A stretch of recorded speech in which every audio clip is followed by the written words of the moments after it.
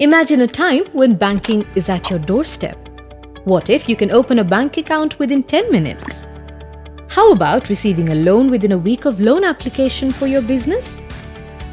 The future of banking solutions can be that simple through agent banking. Agent banking can bring banking services to last mile, including small businesses. Access to financial services, particularly banking solutions, is imperative for individuals as well as small businesses. Findex data 2017 shows that half of the adult population of Bangladesh do not have a bank account, which is lower than the South Asian average. Affordable financial services do not reach millions of unserved and underserved small businesses due to limited delivery channels in the rural areas. To mitigate these challenges, alternative delivery channels are essential, and now is the time to act on. Hi viewers, আপনারা বুঝতেই পারছেন আজকে আমরা কথা বলবো agent banking নিয়ে। আমাদের topic হচ্ছে অপরচুনিটি অফ এজেন্ট ব্যাংকিং। আমি মোহাম্মদ শাহাদাত হোসেন, আমি হেড অফ এজেন্ট ব্যাংকিং হিসেবে মধুমতি ব্যাংকে আছি। চলুন শুরুতে জেনে নিই আজকে আমাদের আলোচনার বিষয়গুলো কি কি।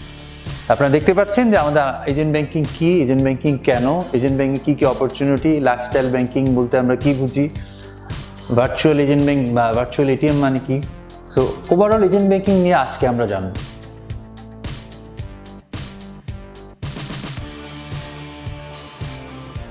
এজেন্টের মাধ্যমে ব্যাংকিং সার্ভিস দেওয়াটাই মূলত হচ্ছে এজেন্ট ব্যাংকিং। আর একজন এজেন্ট আউটলেট থেকে বা এজেন্ট পয়েন্ট থেকে আমরা ব্রাঞ্চের মোটামুটি ফরেন এক্সচেঞ্জ ট্রানজ্যাকশন বাদ দিয়ে সব ধরনের ট্রানজ্যাকশনই আমরা এখান থেকে করতে পারি। Account opening, cash deposit, withdrawal, fund transfer, EFT, RTGS, even lifestyle service, utility bill payment, মোটামুটি ব্রাঞ্চের অলমোস্ট 90% সার্ভিস কিন্তু আমরা এজেন্ট পয়েন্ট থেকে দিতে পারি। এটা আমরা বলতে পারি অনেক kind of mini branch.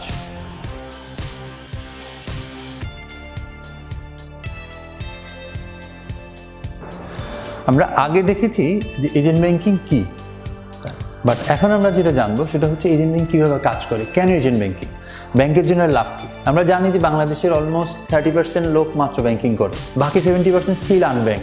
So agent ব্যাংকিংটা কাজ করে মূলত হচ্ছে ফাইন্যান্সিয়াল ইনক্লুশনের জন্য।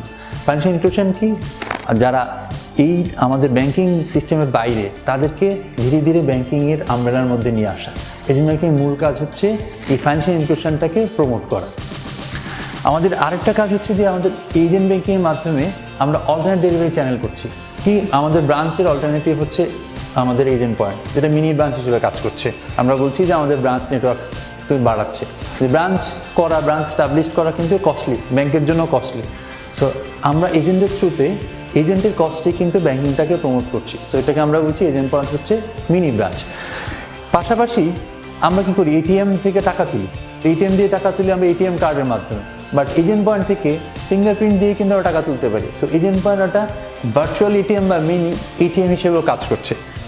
আমরা এখন মাইক্রো রিটেলের দিকে যাচ্ছি, কিন্তু রিটেল ব্যাংকিং বা আমাদের কনজিউমার ব্যাংকিংটা গ্রামে, আমাদের যে সোশিও ইকোনমিক কন্ডিশন, এখানে হচ্ছে গ্রাম নির্ভর আমাদের ব্যাংকিং।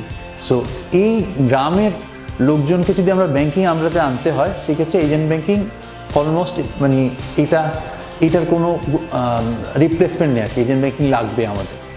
পাশাপাশি আমরা বলছি যে গভর্নমেন্টের বিভিন্ন প্রজেক্ট আছে, গভর্নমেন্টের ফান্ড আছে।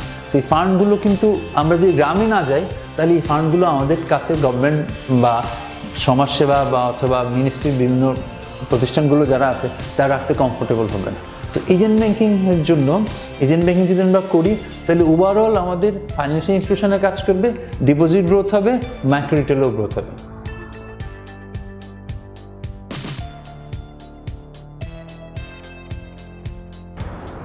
এজেন্ট ব্যাংকিং কি, কীভাবে কাজ করে আমরা জেনেছি। এবার দেখি এই এজেন্ট ব্যাংকিং গত 7-8 বছরে মার্কেটে কী ইম্প্যাক্ট ফেলেছে। প্রায় 20টা ব্যাংক অলরেডি এজেন্ট ব্যাংকিং অপারেশনে আছে, আরও আমি জানি যে 10টা ব্যাংক পাইপলাইনে আছে। সো মার্কেটে কী ইম্প্যাক্ট পড়েছে আমরা একটু দেখি, এজেন্ট ব্যাংকের থ্রুতে আমাদের ব্যাংকিং চ্যানেলে কী কী ইন্ডিকেটরগুলো ইমপ্রুভ হয়েছে। আমরা যদি দেখি, আমাদের এজেন্ট পয়েন্ট হচ্ছে প্রায় 11,875। এটা Q1 2020 পর্যন্ত, মানে মার্চ 2020-তে এই রিপোর্ট, সেন্ট্রাল ব্যাংকের যে রিপোর্ট আছে ওখানে দেখতে পাচ্ছি নাম্বার অফ অ্যাকাউন্ট হচ্ছে প্রায় 65 লাখ, ডিপোজিট ভলিউম হচ্ছে প্রায় 8,500 কোটি টাকা, রেমিটেন্স এসেছে প্রায় 20,000 কোটি টাকা। সেটা ব্যাংকিং চ্যানেলে আপনারা বুঝতেই পারছেন যে এজেন্ট ব্যাংকিং কতটা গুরুত্বপূর্ণ।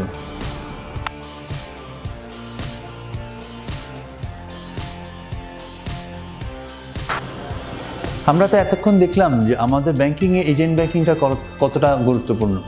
এবার দেখি যে এজেন্ট ব্যাংকিংটা অল্টারনেটিভ চ্যানেল বা এখনকার মডার্ন যুগে বলা হচ্ছে ডিজিটাল চ্যানেল।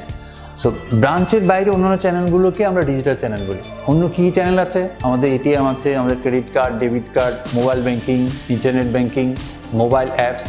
আমরা দেখিনি এজেন্ট ব্যাংকিংয়ের সাথে অন্যান্য ডিজিটাল যে চ্যানেলগুলো আছে ওই চ্যানেলগুলোর সাথে এজেন্ট ব্যাংকিং কতটা এগিয়ে আছে।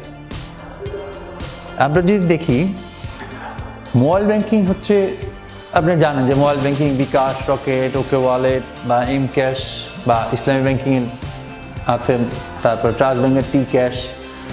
এই মোবাইল ব্যাংকিং চ্যানেল কিন্তু খুব ইম্পর্টেন্ট, 2011 সাল থেকে শুরু করে। সো মূল ট্রানজ্যাকশানে যদি দেখি আমাদের এপ্রিল 2020 একটা রিপোর্টে দেখা যাচ্ছে টোটাল ডিজিটাল চ্যানেলের 53% হচ্ছে মোবাইল ব্যাংকিং। বাট ইন্টারেস্টিংলি 21% হচ্ছে আমার এজেন্ট ব্যাংকিং, যেটা ডেবিট কার্ড, ইন্টারনেট ব্যাংকিং এবং ক্রেডিট কার্ডের চেয়েও কিন্তু অনেক বেশি। আপনি দেখেন ডেবিট কার্ড হচ্ছে 8,300 কোটি টাকা, ওয়ারেজ আমার এজেন্ট ব্যাংকিং থ্রু ট্রানজ্যাকশন হয়েছে প্রায় 11,500 কোটি টাকা। ইন্টারনেট ব্যাংকিং, মডার্ন ব্যাংকিং বলছি আমরা, শহুরে ব্যাংকিং, বাট ওই ইন্টারনেট ব্যাংকিং থেকে আমার গ্রামের যে এজেন্ট ব্যাংকিং সেটাতে প্রায়, আপনি যদি বলি, প্রায় 3 গুণ বেশি। ক্রেডিট কার্ডের ট্রানজ্যাকশন হচ্ছে মাত্র 523 কোটি টাকা। এটা এপ্রিলের ডেটা থেকে আমরা বলছি। সো এটা থেকে আমরা বুঝতে পারি যে এজেন্ট ব্যাংকিং আসলে আস্তে আস্তে গ্রো করছে। এই প্যান্ডামিক সিচুয়েশনে আমরা দেখি যে অন্যান্য চ্যানেলগুলো হচ্ছে এজেন্টটা, গ্রামে এজেন্ট ব্যাংকিংটা ফ্লারিশ হচ্ছে। সো আমাদের ডেটা বলছে এজেন্ট ব্যাংকিং কতটা গুরুত্বপূর্ণ এবং আস্তে আস্তে এজেন্ট ব্যাংকিং প্রসার হচ্ছে।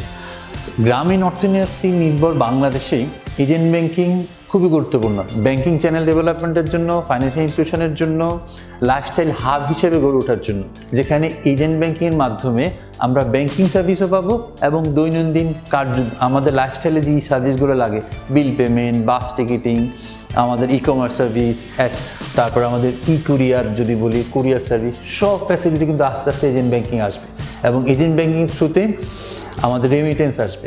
সব ফ্যাসিলিটিগুলো মিলে এজেন্ট ব্যাংকিং হবে কিন্তু মেইন ফ্রেম অফ ব্যাংকিং এবং অলরেডি 20,000 কোটি টাকা ট্রানজ্যাকশন হচ্ছে প্রতি মাসে।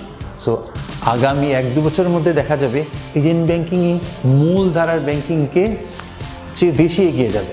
এতে ব্যাংক যেমন বেনিফিট হবে, এজেন্ট বেনিফিট হবে, কাস্টমার বেনিফিট হবে, ওভারঅল গ্রামীণ অর্থনীতি অনেক সুন্দরভাবে গড়ে উঠবে। আসুন আমরা সবাই মিলে এজেন্ট ব্যাংকিং ফোকাস করি।